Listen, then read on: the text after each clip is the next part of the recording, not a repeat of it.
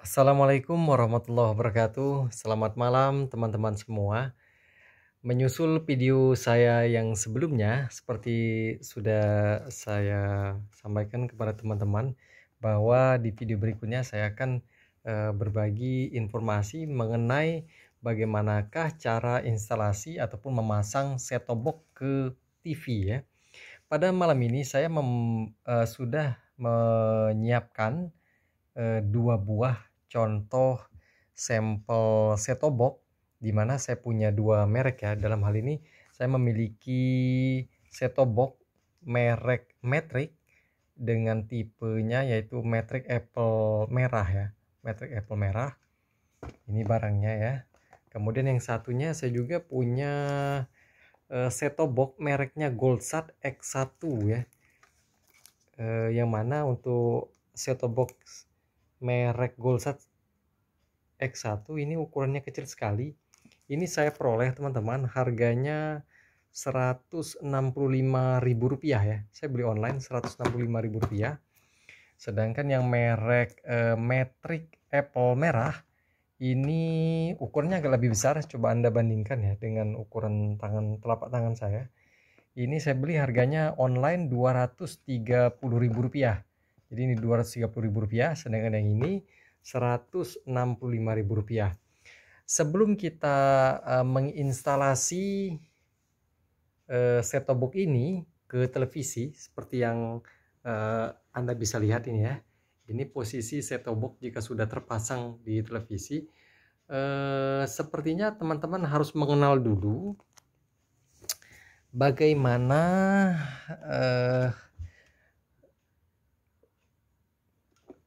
tombol-tombol yang tersedia di sini dan juga portnya yang harus teman-teman ketahui dulu ya. Saya informasikan dulu dari dua merek set-top box ini ya, masing-masing memang memiliki kelebihan dan kekurangannya masing-masing. Kelebihan dari set-top box merek Goldsat, selain harganya murah, terjangkau dan bentuk fisiknya kecil ya. Dia bentuk fisiknya kecil sekali, selebar tangan ini, karena adaptornya terpisah ya. Catu daya tegangannya terpisah. Kelebihannya adalah selain murah juga ketika perpindahan channel, set-top box merek Goldsat ini pindah channelnya cepat sekali teman-teman. Ini dalam kurun 1 detik kita pindah channel dari channel A ke channel B, cepat responnya. Kalau menggunakan yang Matrix, dia perpindahan channelnya ini agak sedikit delay, agak telat ya, bisa berjeda. Setiap perpindahan channel itu kisaran 3 detik sampai 5 detik ya. Namun kelebihannya kalau yang set-top box merek Matrix yang harga Rp230.000 ini, dia bisa dikoneksikan dengan HP, dengan smartphone, sehingga kita bisa nanti menonton YouTube, juga tethering internet ya, bisa mengakses internet dan YouTube, menonton acara YouTube di televisi kita yang sudah disambungkan dengan set-top box ini. Juga bisa apa namanya ya, juga set-top box merek Matrix ini bisa dikendalikan menggunakan HP kita ya. Jadi seumpama misalkan remote dari set-top box ini hilang, nanti bisa dikendalikan menggunakan HP. Itu kelebihannya. Jadi kelebihannya, saya ulangi lagi, yang ini kelebihannya bisa mengakses YouTube dan internet ya, menggunakan HP, di pairing menggunakan aplikasi namanya aplikasi MiCast ya, MiCast. Cuma kelemahannya atau kekurangannya adalah perpindahan channel agak sedikit lambat, berjeda 3 sampai 5 detik ya delaynya. Kalau menggunakan set-top box Goldsat, selain murah, dia juga kecil sekali bentuk fisiknya. Kelebihannya perpindahan channelnya sangat cepat, 1 detik sudah bisa pindah channel. Baik teman-teman, pada dasarnya setiap fitur yang tersedia di set-top box ini pada umumnya hampir sama ya. Ini saya sampaikan dahulu. port-port yang tersedia di dalam sebuah set-top box. Dan ini perlu teman-teman pahami dulu ya.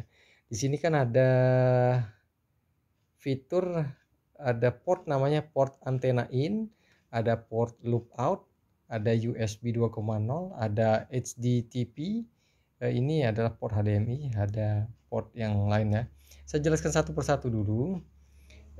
Port antena in ini adalah port untuk meletakkan masukan antena. Jadi dari posisi antena nanti dicolokkan ke antena in ya.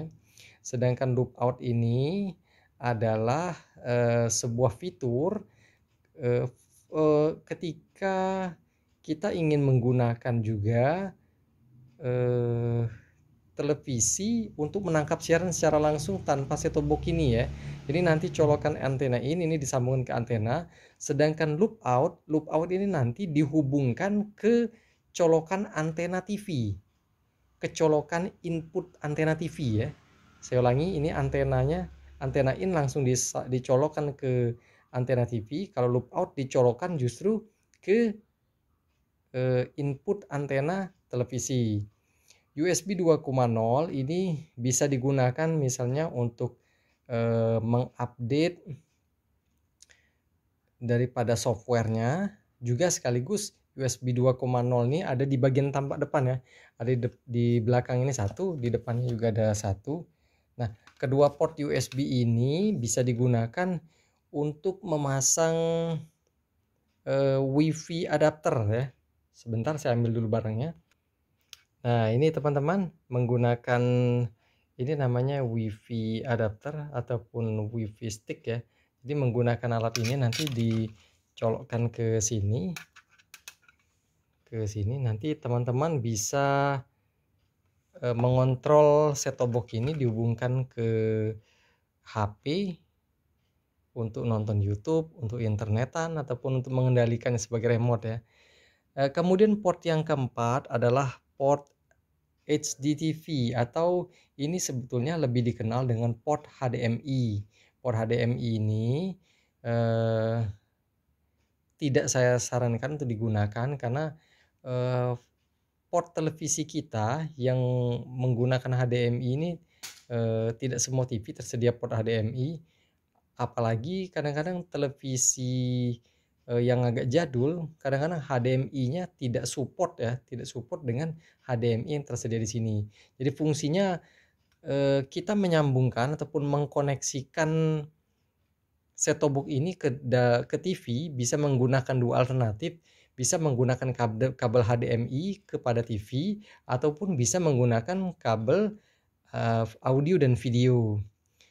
Kita lanjut dulu teman-teman. Setelah kita tahu bahwa ini adalah port HDMI yang bisa nanti dihubungkan juga ke port HDMI yang ada di TV, saya tidak menyarankan menggunakan ini, lebih baik menggunakan port yang lebih umum yaitu port video dan audio.